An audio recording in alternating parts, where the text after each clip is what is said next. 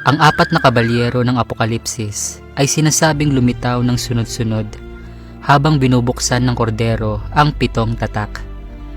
At magdadala sila ng salot, digmaan, tagutom at kamatayan na papatay sa isang kapat ng populasyon ng lupa.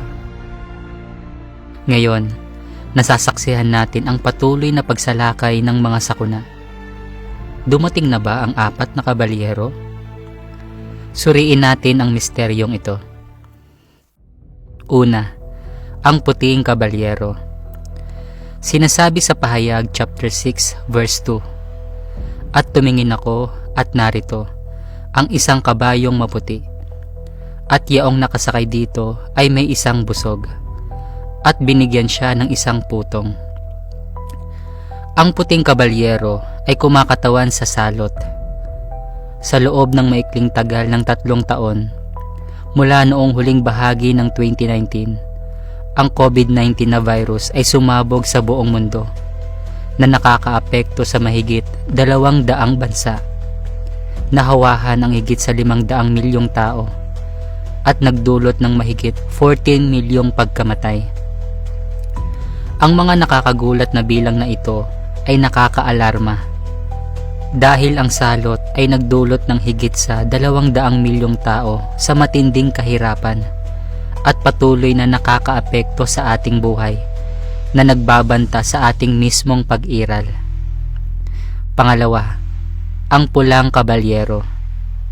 Sinasabi sa Pahayag chapter 6 verse 4, "At may lumabas na ibang kabayo na kabayong mapula, at ang nakasakay dito ay pinagkaloobang mag-alis sa lupa ng kapayapaan at upang magpatayan ang isa't isa, at binigyan siya ng isang malaking tabak."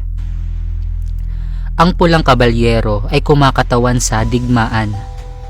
Sa nakalipas na mga taon, nagpapatuloy ang mga digmaan tulad ng mga tunggalian sa Myanmar at rehiyon ng Israeli-Palestinian, lalo na ang pagputok ng digmaang Russia at Ukraine noong 2022 ay nagpagulat sa buong mundo na nagresulta sa hindi mabilang na mga pagkamatay at paglikas na nag-iwan ng maraming nagluluksa at walang tirahan. Pangatlo, ang itim na kabalyero. Sabi sa Pahayag chapter 6 verse 5 to 6, "At tumingin ako at narito ang isang kabayong maitim, at yaong nakasakay dito ay may isang timbangan sa kanyang kamay. At narinig ko ang gaya ng isang tinig sa gitna ng 4 na nilalang na buhay na nagsasabi, sa isang denaryo ay isang takal na trigo, at sa isang denaryo ay 3 takal na sibada, at huwag mong ipahamak ang langis at ang alak." Ang itim na kabalyero ay kumakatawan sa taggutom. Ang mga presyo ng pagkain ay patuloy na tumataas sa buong mundo, lalo na dahil sa pagsiklab ng digmaang Russia at Ukraine na nagresulta sa mahigit 200,000 pagkamatay at paggagambala sa produksyon ng pagkain. Direktang naapektuhan nito ang mahigit 130 milyong tao sa buong mundo na humahantong sa mga krisis sa pagkain sa maraming bansa. Nahaharap na ngayon ang mundo sa pinakamatinding krisis sa cost of living mula noong nagsimula ang ika-21 siglo, at tila nalalapit na ang taggutom.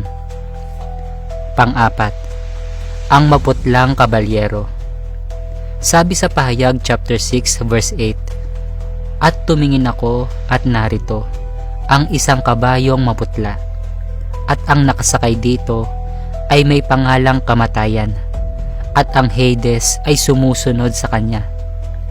At sila'y pinagkalooban ng kapamahalaan sa ika-4 na bahagi ng lupa, na pumatay sa pamamagitan ng tabak at ng gutom at ng salot at ng mga ganid na hayop sa lupa." Ang maputlang kabalyero ay kumakatawan sa kamatayan. Sa patuloy na paglaganap ng mga pandemya, digmaan, tagutom, lindol, at iba pang sakuna na kumakalat sa buong mundo, ang araw-araw na bilang ng mga namamatay ay patuloy na tumataas. Ang 4 na kabalyero, gaya ng ipinropesiya sa aklat ng pahayag, ay dumating na nagdadala ng salot, digmaan, tagutom at kamatayan sa atin. Sa pagdating ng mga sakuna at nangyayari ang mga propesiya ng 4 na kabalyero, anong mensahe ang ipinahihiwatig ng Diyos sa atin?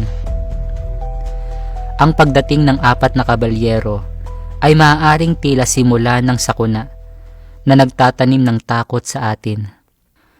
Gayunpaman, para sa mga taos-pusong nananampalataya sa Panginoon, talagang napakahalagang sandali para sa atin na salubungin ang kanyang ikalawang pagparito.